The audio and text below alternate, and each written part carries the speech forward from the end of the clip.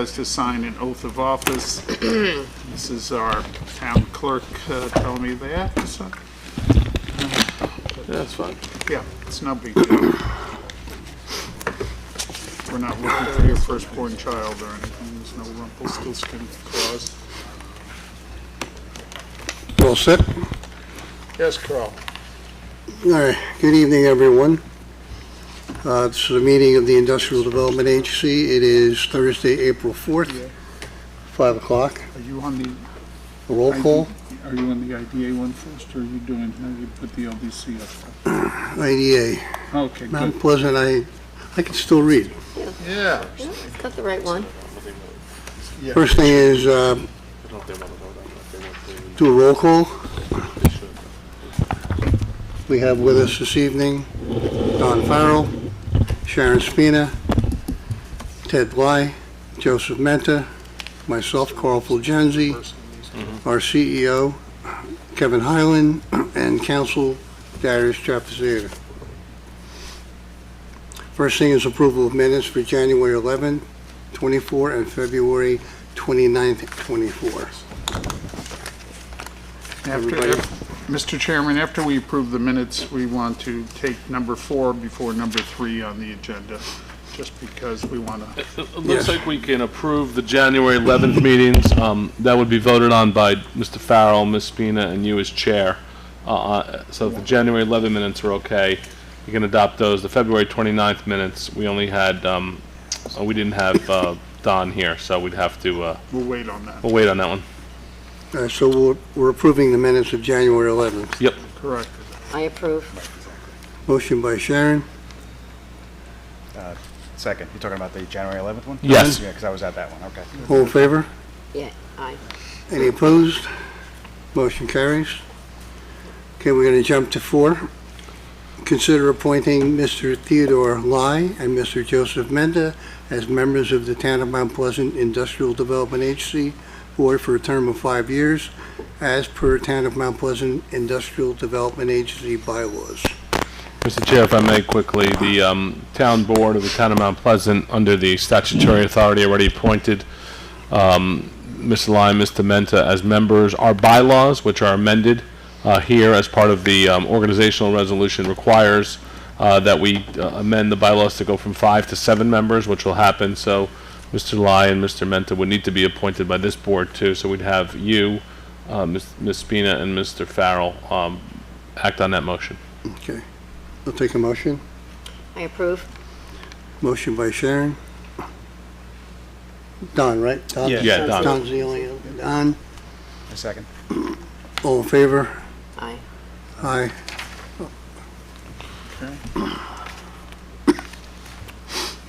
Let me go back to Now we're going to go back to consider Go the back to resolution. 3. Yes, Yes. please. Consider a resolution adopting the fiscal year 2024 audited financial statements. We all have a copy of that. All right. Now, Mr. Chairman, just to give a quick recap, we also have our report of those charged with governance and the schedule of cash and cash investments. Those are much smaller and less scope than the financial statements. So quickly, the cash and cash equivalents is $5,388,934. Now, getting back to the separate one that I put on top of your packets and that I sent, the financial statements for the year of 2023. And there's a comparison between 2022 and 2023 on page 6. And as you can see, we had less fees coming in from customers. We really only had the one project close, which was the energy, Mount Pleasant Energy down in Hawthorne. We got a fee of $121,000 on that. But if you skip down to cash flows from investing, we made a lot more money due to higher interest rates this last year. We pulled in $183,000 versus $52,000 in 2022. And the rest of it is about the same. We've cut our expenses to our public relations firm. We cut that in half from $4,000 a month to $2,000 a month. And that's about the only things that stand out. Our professional fees were comparable. Advertising and marketing was none last year. And that's about it. Any questions from the board? No. We're in good financial shape. We're in excellent financial shape for a small IDA. Came from nothing, rose from nothing. Yep. All right. So, and in the back of the financials, it shows, like the Mount Pleasant Energy Corp., the original estimate of jobs. There's only going to be one job created out of that. We also give an update on our outstanding bonds, and the only outstanding bond we have is with Phelps Memorial Hospital. It was originally $27 million worth of bonds. It was a $20 million bond and a $7 million bond. Now the remaining balance is only $10 million. So that'll probably all be paid off by 2030.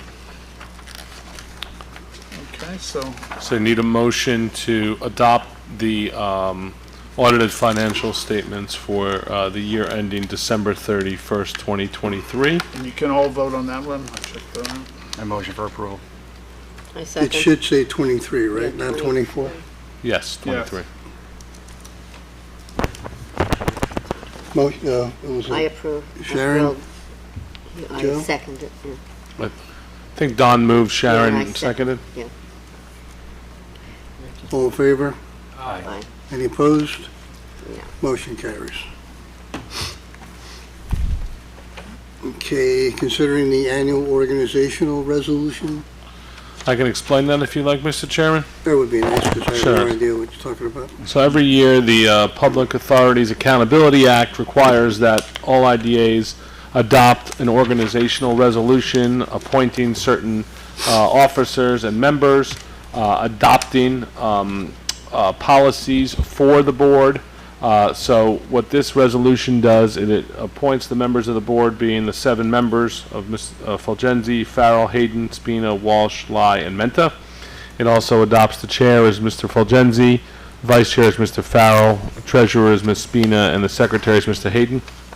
It also appoints the officer, CEO, CFO, and CCO. Chief Compliance Officer is Mr. Highland, and me and my firm as counsel and secretary.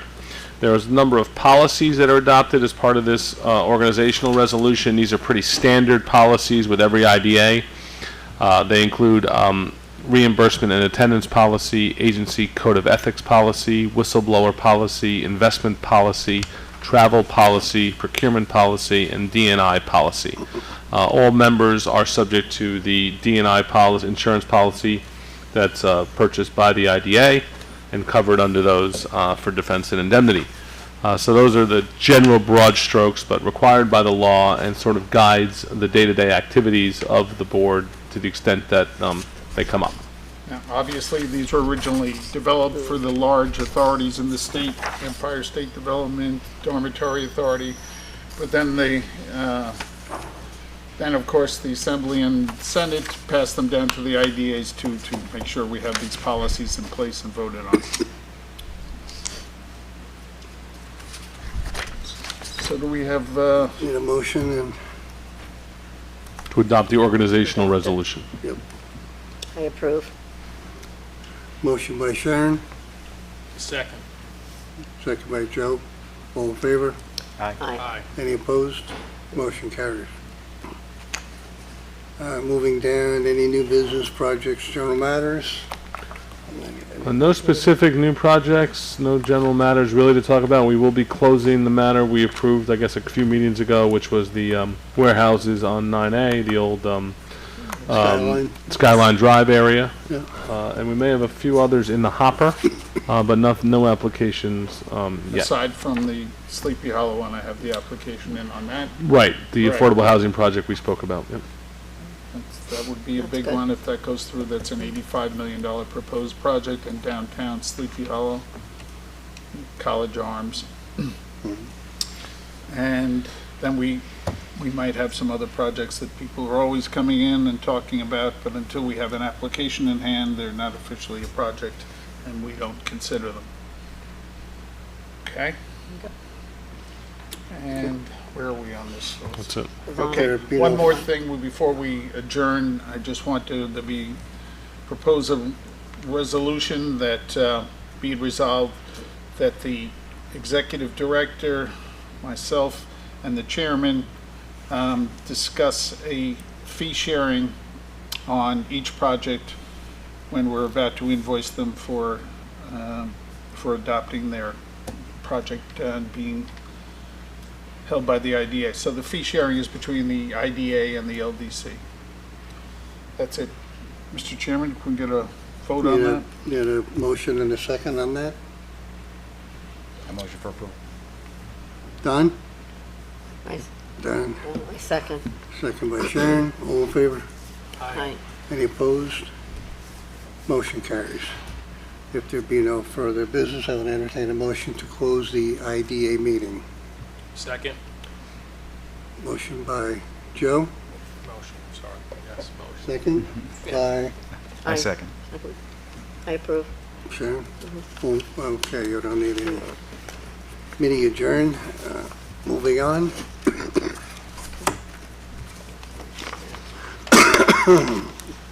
As was stated before by Darius, the Town of Mount Pleasant Town Board established, had a resolution establishing a local development corporation.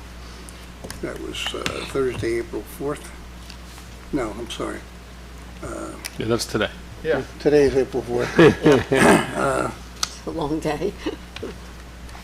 So, I can give a little background if you want, Mr. Fulgenzi? sure.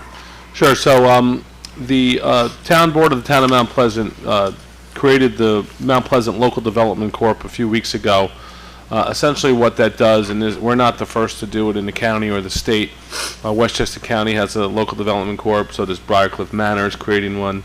Sleepy Hollow has created one some time ago. Yonkers, New Rochelle, Dobbs Ferry, a number of communities have them. And what that does, this local development corp, is allows the not-for-profit entities within the town of Mount Pleasant to be able to access the tax-exempt market for borrowing purposes. What happens is the local development corp serves as a conduit issuer with no potential payments or monies owed by the local development corp to allow these tax-exempt entities to access the tax-exempt market, which would allow them, when borrowing, to have a lower interest rate than if they were taxable through a regular strict bank financing. So it provides a benefit to the tax-exempt entities in the town. It could also allow for some financing of some infrastructure improvements through the LDC, issuing of bonds also for developers, which would better not only the ability to provide infrastructure development to developments, but also potential drainage and other matters that can be improved by the developer. So it's a positive attribute that was created by the town board. The town board created the members to be the sole member to be the town, and then the members of this board, of the IDA board, would be the similar and the same members of the LDC board. So there's a slightly different work that the LDC does to the IDA, but again, it's improving economic development in the town and allows not-for-profits to access the tax-exempt market. That's the general thought process here. We would need to adopt policies similar to the IDA as required by the Public Authorities Accountability Act. So that's what we would do today, would be to consider its organizational resolution and answer any questions. Okay. I guess we could start off with a roll call. With us, we have Don Farrell, Sharon Spina, Ted Bly, Joseph Menta, and myself, Carl Fulgenzi, Kevin Highland, and Darius Chapazeta as counsel. Absent are Catherine. Walsh and Greg Hayden. Great. Next thing would be to consider the initial organizational resolution. You want to go over that, Darius? Yeah, this is similar to what we did with the IDA. Every year we'll have to consider an organizational resolution of appointing the members, the officers, the committee members, etc. Also will be adoption of the certain policies that are mandated by the state, including the whistleblower policy, procurement policy, and the similar ones that are identified in the resolution. Also all required by the state law to adopt these policies and organizational resolution. That's sort of it, unless you have any questions. No, Mr. Chairman, I'd also like to introduce that same resolution, but for the LDC, about the fee sharing being determined by the CEO and the chairman before billing each project. Would that be part of our organizational So resolution? let's do separate resolutions. Let's do the first resolution adopting the organizational resolution as proposed, and then a second resolution to have the CEO and the chairman determine the fee sharing between the LDC and the IDA. I have a question. Yeah. So since they're two different agencies, they both have their own, they're governed by their own laws, is that right? Their own rules, correct? Yeah, correct. They're separate. So does one have precedent over the other, or no? It doesn't? No, they each have their own bylaws that you'll follow. We do have the similar policies for both boards. I think the whole part about the fee sharing thing is that sometimes there may be more money in the IDA and less money in the LDC. For instance, we don't have any money in the LDC right now, but we may have to do things, pay some expenses. So with that, there'll be a fee sharing with the IDA to allow those expenses to be paid. Both are looking to have economic development happen in the town, so they have the same sort of goals with them. Sometimes the IDA may be more busy than the LDC, and there may be bills that need to be paid for the IDA, and vice versa. So that'll give some flexibility to both boards to share the money for the betterment of the town. Now, each the LDC and the IDA are separate entities that have to have their own audits. I was just going to ask that. Right, and their own insurance, so it's involved. And so we're probably going to use PKF O'Connor Davies in case anybody has any objections. They're probably the largest accounting firm doing these type of organizations. And let's see, our IDA bill for the last year was $9,000. This new one for the LDC should be much less since there's really nothing there right now, but there will be, hopefully by the end of the year, there'll be some transactions in there. But that's my suggestion. So when we need to put money into either entity, do we, it's just you and I can make that move? Or do we have to have? Right, you should report it back to the board that board, money right. has been got from one entity to the other. There's sometimes in between meetings, we don't have time, but we will notify you either at a board meeting or by email or something, just giving us the authority to make a day-to-day decision.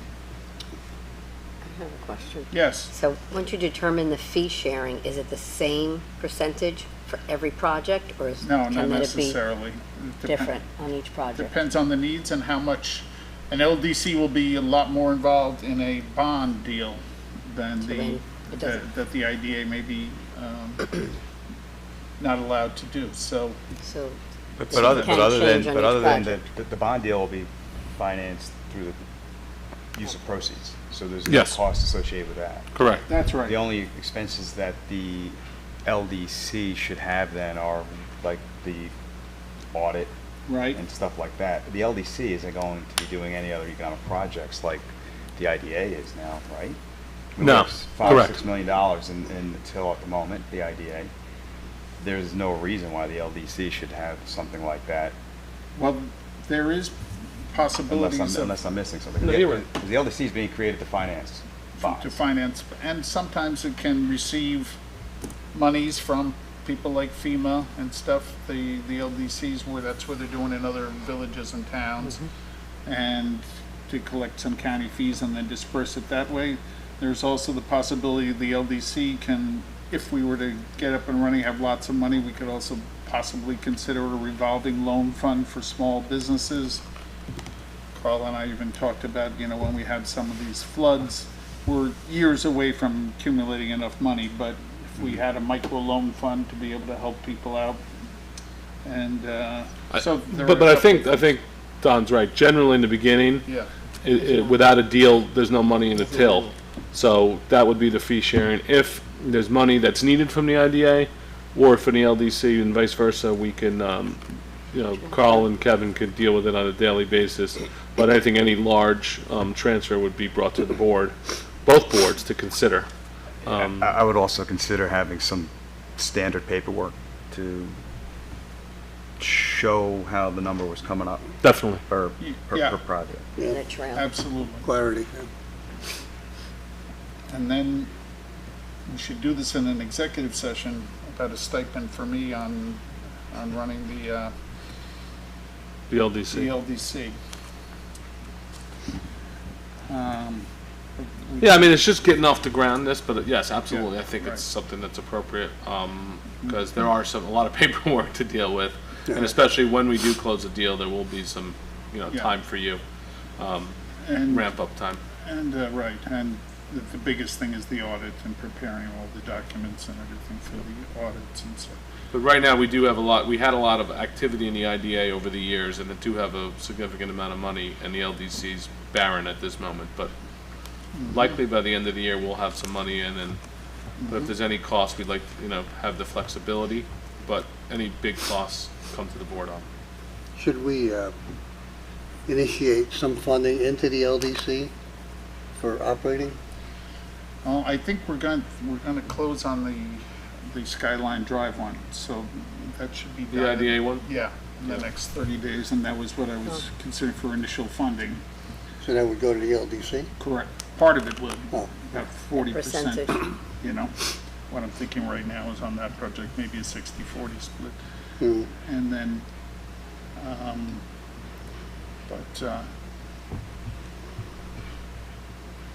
in the meantime, do we want to have an executive session for 5 minutes? Yeah, well, let's adopt the organizational resolution.